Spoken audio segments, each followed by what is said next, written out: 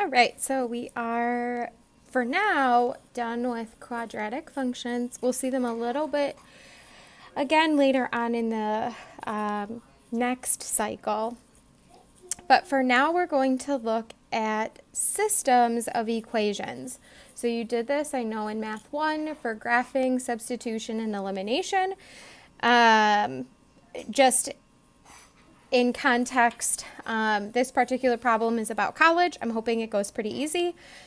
So let's see, we're going to do graphing and substitution today. So suppose you're considering attending a local college. College A is your top choice, but you want to compare your cost per semester to College A to your cost at each of 3 other schools that you're considering.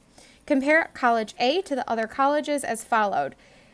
Begin by modeling each college tuition. C is a function of the number of credit hours. So basically, you're comparing the total cost of the tuition based on the number of credit hours that you're taking. Then use the graph of the function and equation to determine the number of credit hours for each, or for which the costs are the same and what the cost is. So kind of a lot going on there, but hopefully as we break it down, it's not too confusing.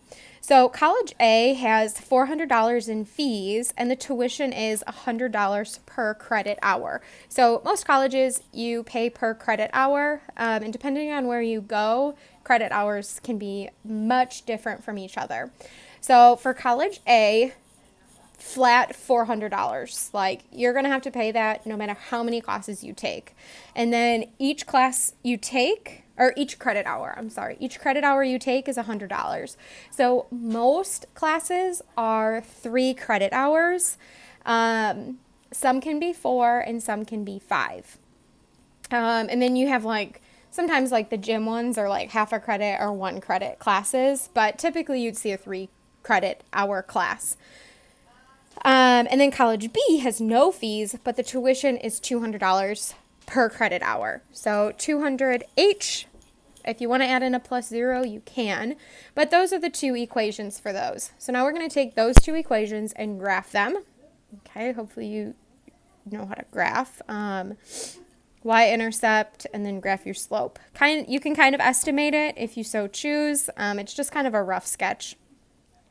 And then algebraically, we're going to compare when College A equals College B. When are they going to even out? When does it make a difference when you go where? So I set those 2 equations equal to each other. So I set AC equal to BC. AC equal to BC, and plugged those in. And then I can solve for H. So subtract, move things around. H equals 4 credit hours.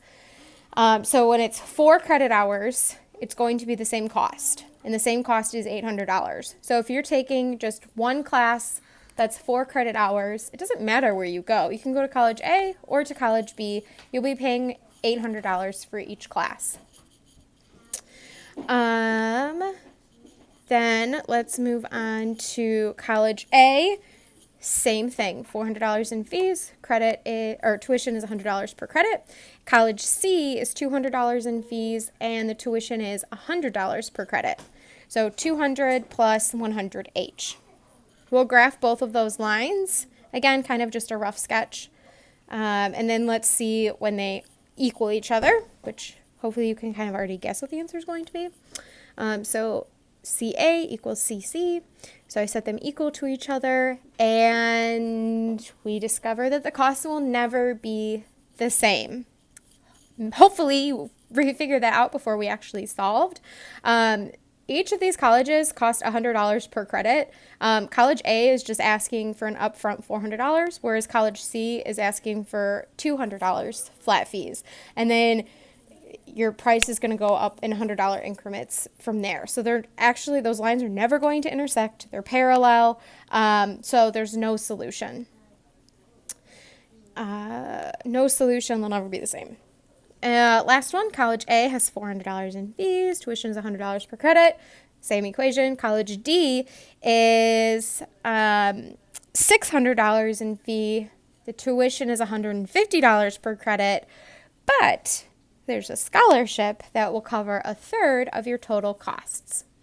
So you are responsible for 2/3 of the cost, okay? So you're responsible for 2/3 of the $600 plus $150 per credit.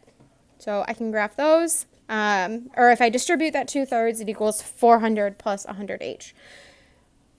I graphed both lines. You can't really see that I graphed both lines because they're actually right on top of each other. If I set them equal to each other, when is college A going to equal college D? And the answer is the costs will always be the same. There's infinitely many solutions. So college A has the exact same price as college D, regardless if you take 1 credit hour or 10,000 credit hours. They will be the same the entire way through your college. All right, moving on to number 2, use the results from number 1 to draw a conclusion about the cost for each pair of colleges compared. So let's compare college A to college B. College A to college B, this one right here. I think it makes more sense. I like to look at the graphics for it more so than the equations, just because I'm a more visual person. But if you'll be taking more than 4 credit hours a semester, college A is more affordable. More than 4 credit, college A is the blue line. Okay, I probably should have color-coded that a little bit better. But college A is the blue line. So more than 4 credit hours, the blue line is below the purple line. But if you're taking more, less than 4 credits, college B is cheaper. So less than 4, the purple line, college B, cheaper. Whew, okay, college A to college C. College A is always more expensive. Those lines never intersect. College B is always going to be the cheaper option for you. And then college A and college D, they are the exact same line, meaning that they are going to have the exact same price regardless of the number of credit hours you decide to take. So you can pause the video if you need to copy those answers. Otherwise, I'm going to move right along. A little bit more about graphing systems of equations.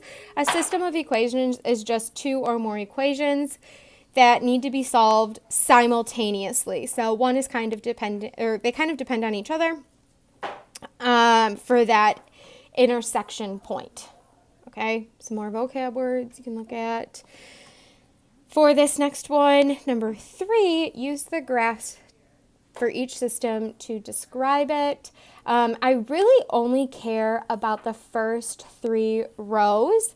Rows 4 and 5 are good to know, but it's not really something that comes up too often in everyday conversation. Not that these ever truly do come up naturally in conversation, but I think it still is important to be able to identify the first 3 characteristics at least. So for this first one, what is the solution to the system? The solution is the intersection point. So they intersect at -2, 3. It is the only point that they have in common. Are the slopes of the lines the same or different? Okay, rise over run. Well, one is clearly negative, one is clearly positive. So they have different slopes. Are the y-intercepts of the lines the same or different? Well, one is crossing here, one is crossing here. Definitely different. For the next one, what is the solution to the system? Where do they intersect? There is no solution. They never intersect. They have no points in common. The slopes of the line, rise over run, are going to be the same. So you can identify a point, rise over run, -1, point and a point, rise over run, -1. So they have the same slopes, and then the y-intercepts of the lines, are they same or different? They're definitely different. This one, it's one line right on top of each other. What is the solution to the system? There are infinitely many solutions. They have every single point in common because they are right on top of each other. Are the slopes the same? Why, yes, they are. They're the same line. And are the y-intercepts the same or different? Again, same, because they're the same line. Is the system consistent or inconsistent? Refer to these Vocab words: when a system of equations has a solution, it's called consistent. When it does not have a solution, it is called inconsistent. So consistent, inconsistent, consistent.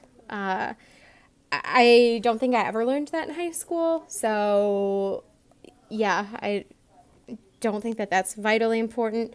Are the equations independent or dependent on each other? Does one depend on the other? No, for the first two, they are independent. One does not depend on the other. They do depend on each other for the solution, but that's totally different. And then the last one, they are dependent on each other because they are the same line. So they both need to be the same. Number 4, we need to verify that this point is a solution to the following system of equations. So all I'm doing is I'm plugging this point, in for x, in for y, in for y, in for x. Those were really nice arrows I just drew. You're welcome. Okay, so I plug it in. So here's my first equation. Are they equal? I don't know. So I drew a little question mark on top.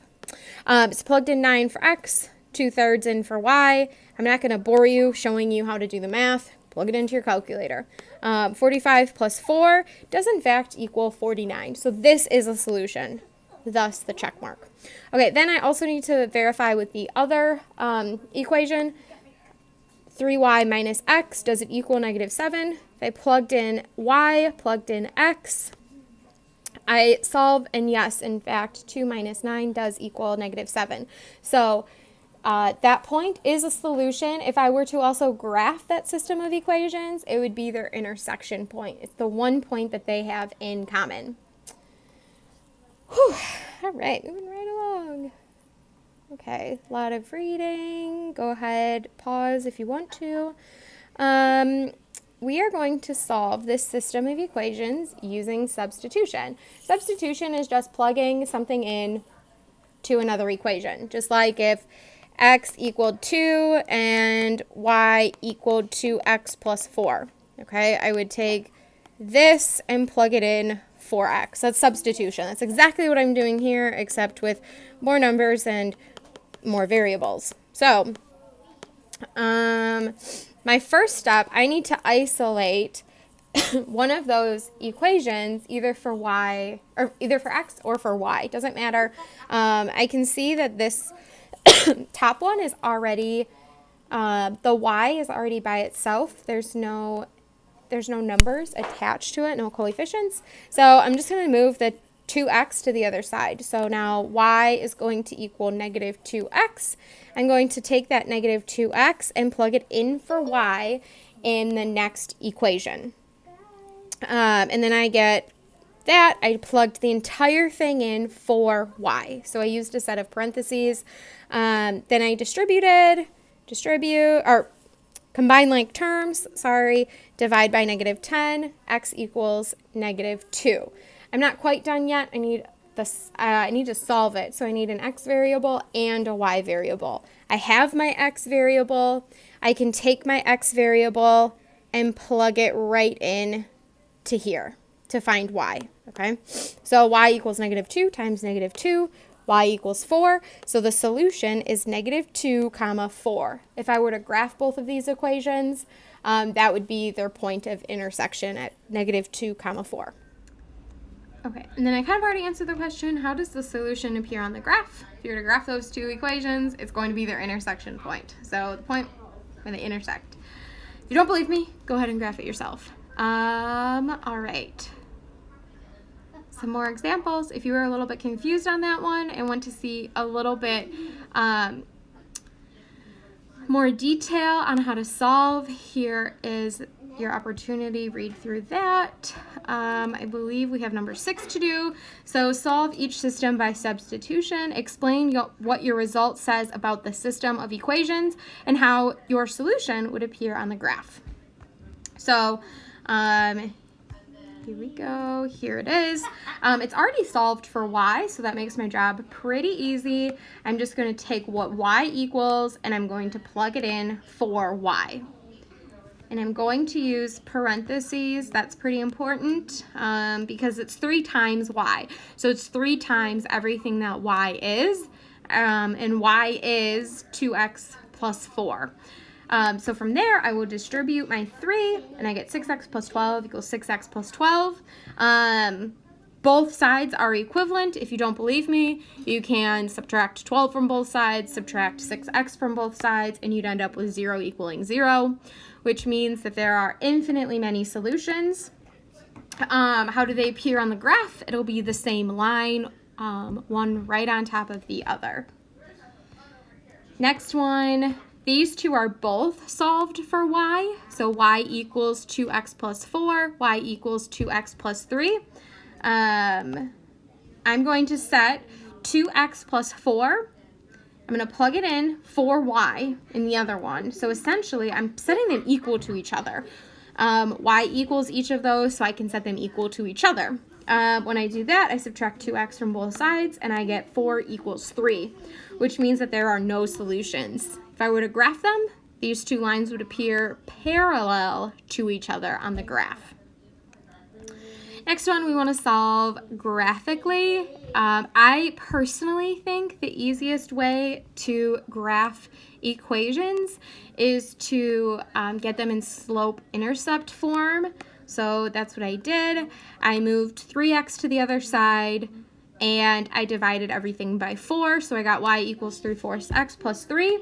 And I graphed it, 3 being my y-intercept, rise over run, up 1, 2, 3, run is 1, 2, 3, 4. Next one, I subtracted 6x from both sides and divided by -8.